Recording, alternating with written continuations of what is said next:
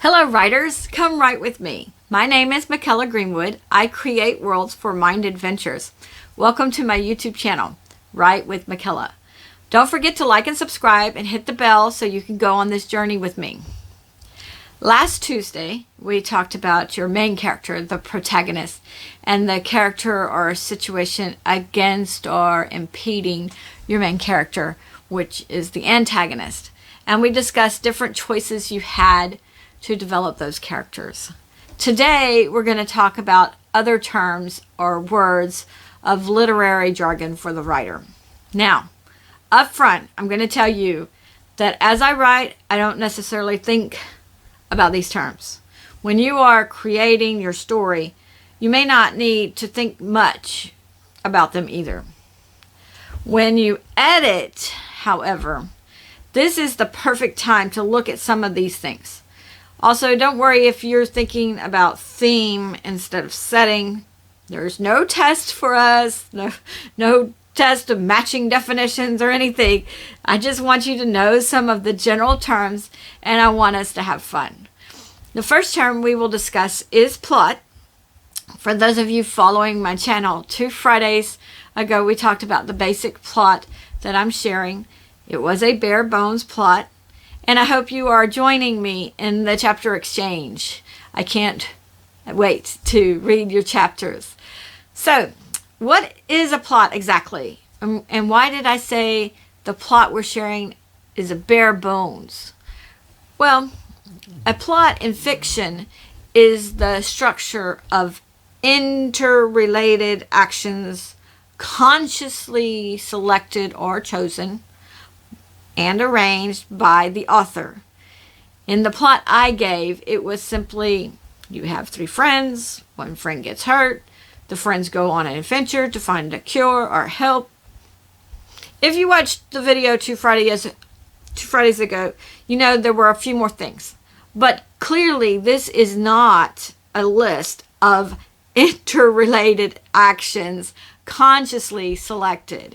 You, as the author, still have to decide how much of the story happens before the one friend gets hurt. You have to decide how the friend gets hurt. There's still a lot that you, as a writer, have to decide. Plot also involves a considerably higher level of narrative organization or storytelling timeline arrangement than normally occurs in a short story or fable. Plot is the sequence of events that shape a broader narrative. Now, pay attention to this part. With every event causing or affecting each other. So if you get off topic or off the plot line to say, let your characters go fishing, then the fishing doesn't add value. But if your characters are hungry, then by all means, go fishing. And perhaps accidentally find something or see something. Just make sure that you connect the scene somehow to the overall plot. It should move the story forward.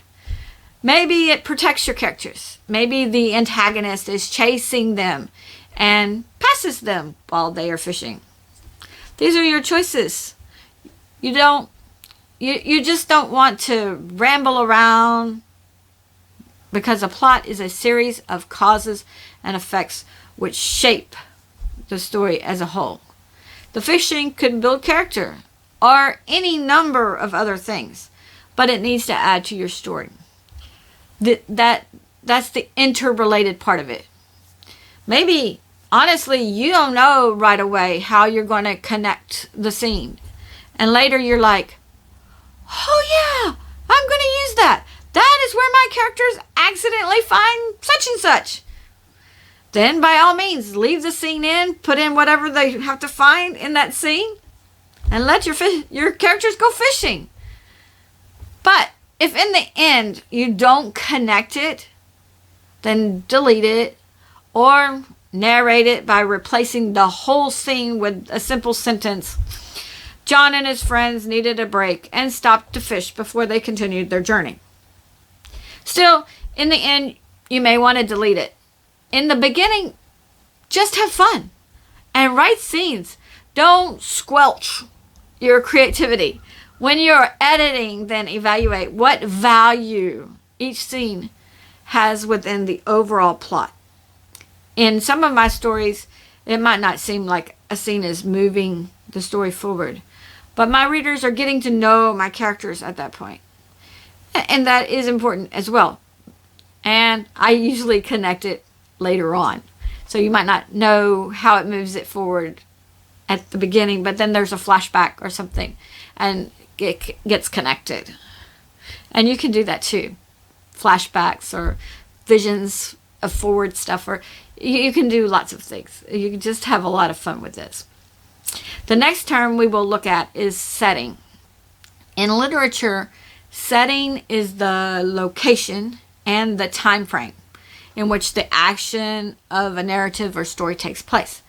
This goes into fields and mountains and streets or space, buildings, anything about the surroundings. Also, the time frame is important. A lot of my fiction is more medieval time frame. Again, don't worry about things so much when you're creating your story. When you edit, you need to pay attention. In one of my stories, I had an extra character who was leaning against a wagon, smoking a cigarette.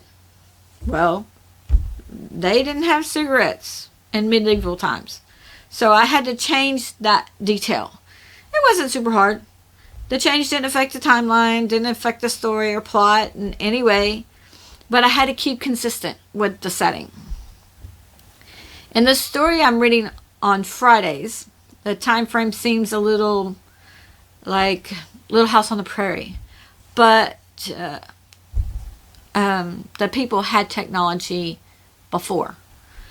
Because of circumstances prior to the story, the people in the story turned their back on the technology and went back to the basics, and I mean a long way back.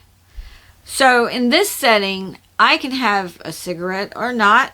I can have a sword or a gun. It is my decision on what technology they gave up or kept. Or my characters could find a long forgotten technology and learn how to use it. Those are my choices. Of course, there are stories with time, like The Magic Treehouse or Back to the Future. And in this type of setting, you need to be a little clearer on what you have in each time frame. Help your readers know where you are, where they are, if they're the ones reading. Are you in the 1950s, the 1980s, or the 2000s? So you have to have some clues to the details about the setting to help your reader know or key into which time frame you are in so they can follow along. You don't want your readers lost. Again, just start writing. There's probably a natural setting that goes with your story, and you don't have to define it at the beginning. When you edit, then be more aware of the setting or the surrounding elements and the time frame. Your characters can't go fishing if there's no body of water or river nearby. Your characters can't have the latest and greatest rod and reel if you're in colonial times. I think you get the idea. The next term we'll discuss is genre. Genre is a distinctive type or category of literary composition, such as epic, tragedy, horror, comedy, action, novel, short stories, fiction, nonfiction, drama, poetry, folk tales, or fables. Fiction can be historical fiction, fantasy, science fiction, etc. I'm not going to dive into all of those types unless I get enough requests in the comments to do so. But then that would be a video later. This channel is about creative writing, so mostly that is fiction. Nonfiction would be an autobiography or a how-to book, etc. So this chapter exchange is not really suitable for nonfiction unless you found a story about 3 soldiers and they were in enemy territory or something.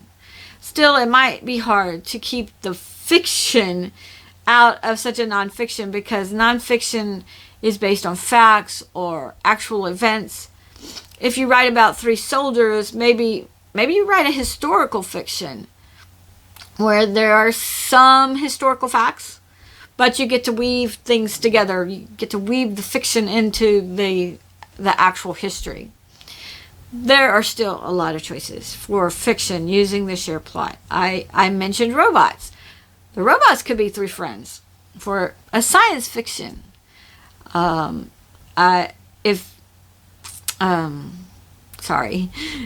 friend that gets hurt could die, or another character could die for something more along the lines of a tragedy. Of course, there was more to Shakespeare's tragedies than just the death of the main characters. You have to decide genre. The most natural one to choose is one you enjoy reading. If you always find yourself in the science fiction section of a bookstore, then write a sci-fi. If you find yourself in the drama section, then write a drama. I've said this before, and I'll say it again. You, as the writer, have a tremendous number of choices. Have fun with the choices you make. We have 2 more terms that I will discuss today. One is mood. Mood is the emotional response that you, the writer, wants to give the reader in a creative, persuasive, or personal piece of writing.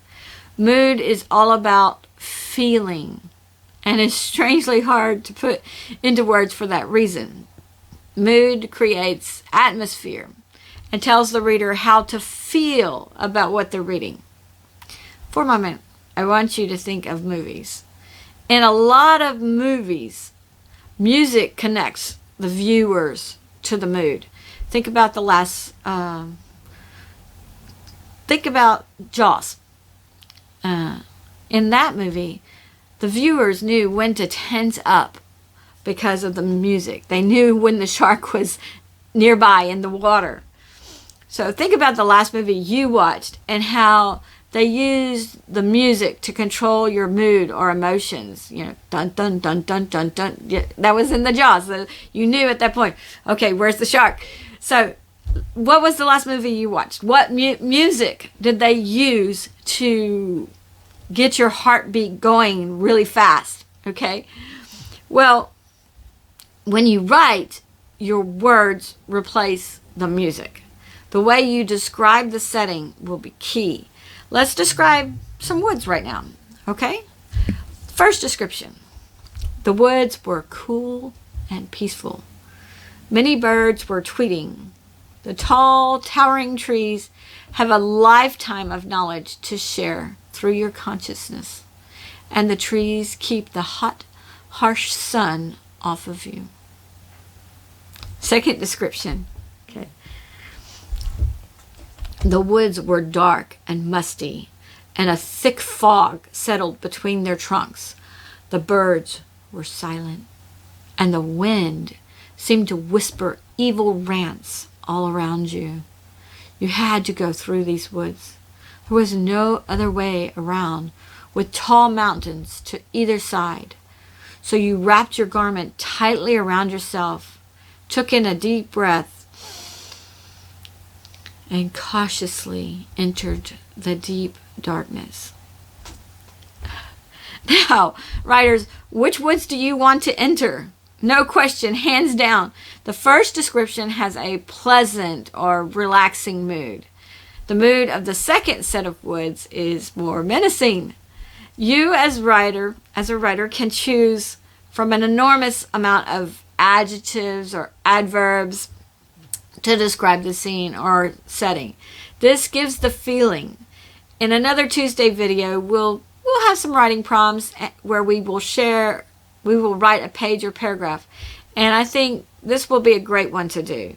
Both sets of woods here had only a couple sentences, but we can have fun and really ramp up the emotions. Maybe we'll write about a cave instead of woods, but we'll have fun. One more term or word of literary jargon for today, and that is theme. The theme is the underlying meaning of a story. I guess it gets kind of confusing when you have theme parks, and that seems like setting, but the theme is not that here. The theme is the underlying meaning of the story. It is the message the writer is trying to convey through the story. Notice when I gave you the plot, I did not give you theme. Oftentimes the theme of the story is a broad message about life. In the plot I gave, the theme could be something simple like, look before you leap. But it doesn't have to be, because that might be a very short story. However, the theme of a story is important because a story's theme is part of the reason why the author or you wrote the story. Again, while it's important, it might not be necessarily apparent to you in the beginning. You might be happily writing and creating, and then something in your life happens and you understand, or suddenly understand a reason that you realize that message was embedded in your story. Suddenly the theme will pop out to you. This has happened to me several times. I don't sit down like C.S. Lewis and say, I want to teach the world this. Let me do that with a delightful story. For me, that would be too hard or too contrived. I would much rather have fun with the story and see what themes naturally emerge. I gave you a lot of terms today. Plot, setting, genre, mood, and theme. Don't worry if you didn't get them all or don't understand them. I want you as a writer to be aware of these terms. When you're writing and being creative, I don't want this jargon to bog you down. Okay? You can use the jargon to help you edit, or maybe a reader can help. I certainly didn't think about the cigarette not matching my setting. A reader pointed that out to me. If you had something like Back to the Future, a reader might say, are we in the 1950s in the scene, or is this the 1980s? So readers can help you if you have friends that read your work.